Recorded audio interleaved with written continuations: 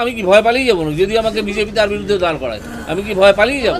এবং আমি দেখিয়ে দেবো তার দুর্বৃত্ত দলকে কিভাবে মোকাবিলা করতে হয়। তার একটা পরিষ্কার দুর্বৃত্ত দল আছে ডায়মন্ড হারবারে, তাদের মোকাবিলা করেই তাকে লক্ষ লক্ষ ভোটে হারাবো। প্রথম কথা, নালদকাণ্ড একটা চক্রান্ত। একটা লোক আছে তালপাতার সেপাই না সেনাপতি কি বলে ডাকে সব তৃণমূলের নেতারা থাকে, সে অ্যালকেমিস্ট বলে একটা কোম্পানি ছিল তার খুড়শ্বশুরের, তাকে দিয়ে এই পুরো কাণ্ডটা করেছিল। এটা একটা চক্রান্ত, এটা কোনো আপনার কী বলে ওটাকে স্টিং অপারেশনই নয়। এটা ওই ভদ্রলোককে ইউজ করে একটা চক্রান্ত করা হয় বিভিন্ন লোককে। যখন সেই তালপাতার সেপাই রাজনীতিতে দাঁড়াতে চাইছিল তখন সে চায় যে তার বিভিন্ন যে সিনিয়র নেতা যারা আছে তাদের নামে একটা বদনাম রটিয়ে দিতে, সেই জন্য এই কাজটা করা হয়েছিল।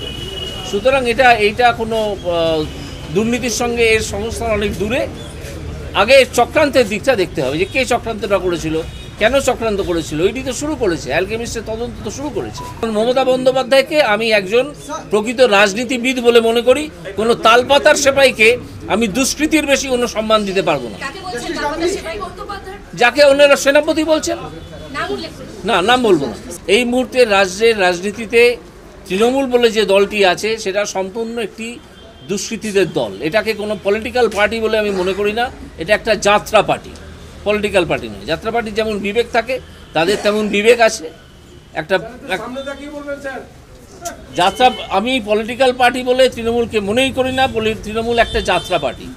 তাদের যাত্রাপালার নাম হচ্ছে মা মাটি মানুষ।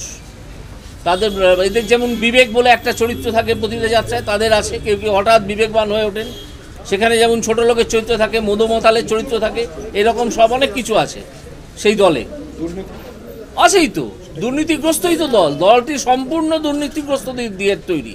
আর কিছু লোক যারা ভালো লোক আছেন, কিছু লোক নিশ্চয়ই ভালো লোক আছেন, যারা কিছু না বুঝে সেখানে ঢুকে পড়েছিলেন আর বেরোতে পারছেন না।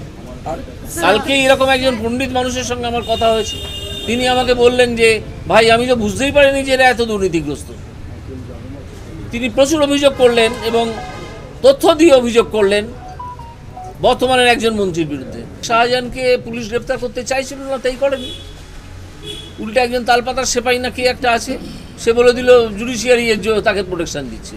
সে কিছু বোঝে জুডিশিয়ারি? তার পেটে যদি দুটো বোম মারেন কিছু বেরোবে জুডিশিয়ারি সম্বন্ধে? কিচ্ছু বেরোবে? কিছু জানে? একটা দুম করে কথা বলে দিল। আদালত তার বিরুদ্ধে কোনো ব্যবস্থা নেয়নি, তার ভাগ্য ভালো, ইচ্ছে করলেই নিতে পারত। তৃণমূল কিন্তু ভেতর ভেতর ভেঙে পড়ছে। এই তৃণমূল দল আর সেদিন পশ্চিমবঙ্গে নেই।